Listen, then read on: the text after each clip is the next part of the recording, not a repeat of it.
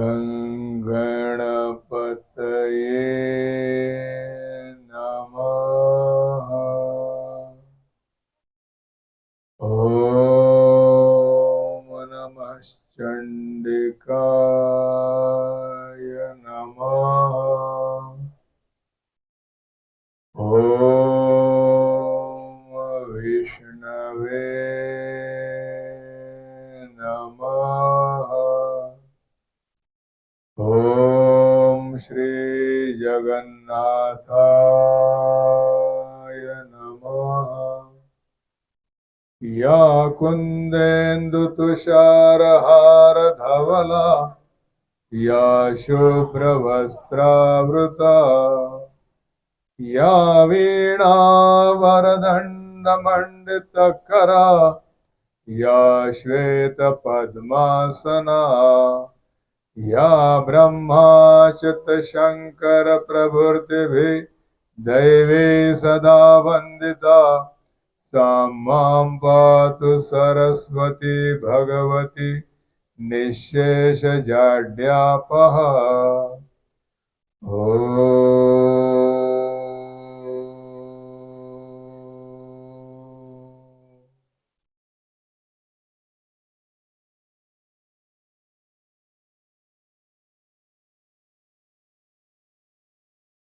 जगन्नाथ श्री राम जय जगन्नाथ श्री राम जय जगन्नाथ श्री राम जय जगन्नाथ श्री राम जय राम जय राम जय राम जय राम जय जगन्नाथ श्री राम जय राम जय राम जय राम जय राम जय जगन्नाथ। माता जय जगन्नाथ पिता जय जगन्नाथ माता जय जगन्नाथ पिता जय जगन्नाथ गुरु श्री राम जय राम जय राम जय राम जय जगन्नाथ गुरु श्री राम जय राम जय राम जय राम जय जगन्नाथ श्री राम जय जगन्नाथ श्री राम जय जगन्नाथ श्री राम जय जगन्नाथ श्री राम जय जगन्नाथ श्री राम जय राम जय राम जय राम जय राम जय जगन्नाथ श्री राम जय राम जय राम जय राम जय राम जय जगन्नाथ। सद्गुरु श्री जगन्नाथ महाराज की जय। महाराजांची कृपा। एक अविवाहित मुलगी होती जिचं नाव होतं कौशल्या मिलमिले। नेत्रहीन होती, तिला डोळ्याने दिसत नव्हतं, तरी पण तिला शास्त्रीय संगीताची आवड होती आणि घड्याळ जी आहे घड्याळ आंधळी असल्यानंतरही अचूक वेळ सांगत होती, इतकी हुशार होती ती। आपल्या बाबांच्या चरणी आली, एकदा बाबांचं दर्शन घेतलं आणि नंतर तिचं जीवन कृतार्थ झालं। मग ती नेहमी बाबांच्या दर्शनाला येत होती आणि बाबांचा आशीर्वाद तिला प्राप्त झाला। हे गुरु म्हणजे काय? अंधारातून प्रकाशाकडे नेणारे म्हणजे गुरु। आणि गुरु आवश्यक कशासाठी आहे? आपली बुद्धी तेवढी काम करत नाही, देवाला कसं बांधून ठेवायचं, देवाची भक्ती कशी करायची ते आपल्याला सुचत सुद्धा नाही आणि समजतही नाही। म्हणून गुरुची अत्यंत आवश्यकता आहे। आणि ज्यांचा कोणी गुरु नसतो त्याला म्हणतात ना गुरु, तसं आपल्याला व्हायचं नाही। या जीवनामध्ये कोणालाही गुरु करा। समजा तुम्हाला वाटत असेल की हा महाराज तसा आहे, तो महाराज तसा आहे, तर काही काळजी करू नका। आपले गजानन महाराज आहे, जगन्नाथ बाबा आहेत, त्यांना गुरु करून टाकायचं आणि प्रत्येक सुख दुःखाच्या गोष्टी त्यांच्याजवळ सांगायच्या। एकदा गुरुजी बसलेले होते, त्यांच्या दर्शनाकरिता एक व्यक्ती आला। खूप श्रीमंत व्यक्ती होता, खूप पैसा होता त्याच्याजवळ भरपूर। त्याने म्हटलं, गुरुजी माझ्याजवळ धडगंज संपत्ती आहे, खूप पैसा आहे, परंतु समाधान नाही, संतोष नाही, डोकं शांत राहत नाही, जेवण बरोबर चालत नाही आणि झोप काही बरोबर लागत नाही। या जगामध्ये सर्वात सुखी व्यक्ती कोण आहे?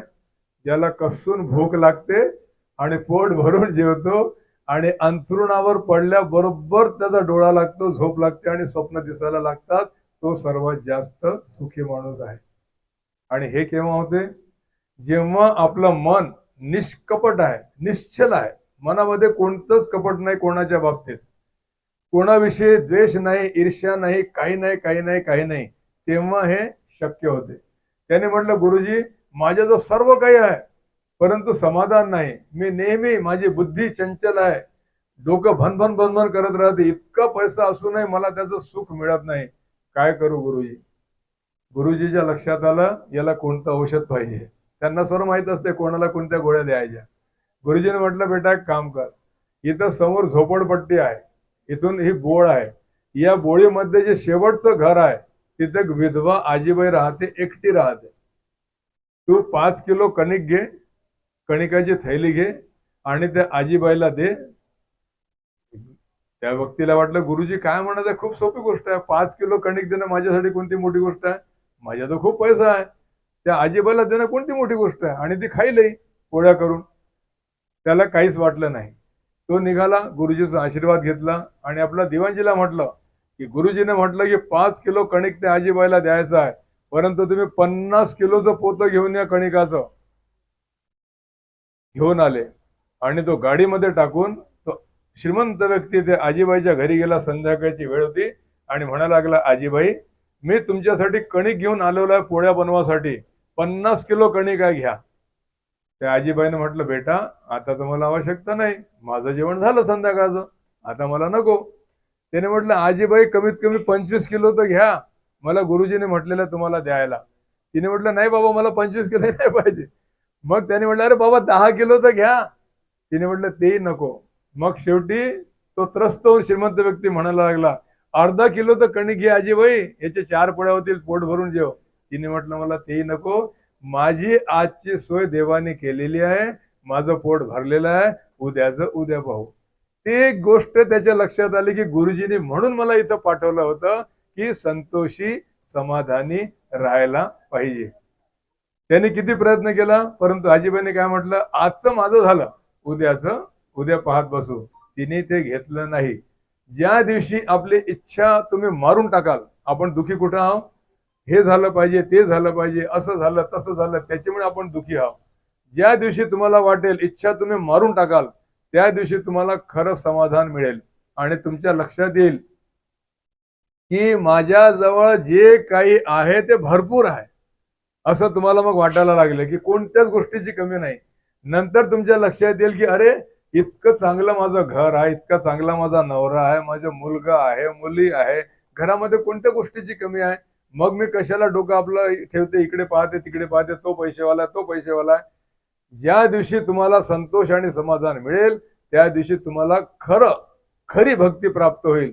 कारण की देवाजवळ यायचं असेल तर मन निष्पाप करावं लागते, मनामध्ये काहीच ठेवायला जमत नाही. आपला सर्वात मोठा शत्रू आहे लोकांवर ईर्ष्या करणं, लोकांवर जळणं, सर्वात मोठा आपला शत्रू आहे. स्वतःच आपण बघत नाही आणि दुसऱ्याचं व्यक्तिमत्व पाहून, त्याची श्रीमंती पाहून आपण आतमधल्या आतमध्ये जळत राहतो आणि स्वतःचं नुकसान करून घेतो, त्याचं काहीच बिघडत नाही आणि आपल्याला काही समाधान मिळत नाही. बोला जय जगन्नाथ.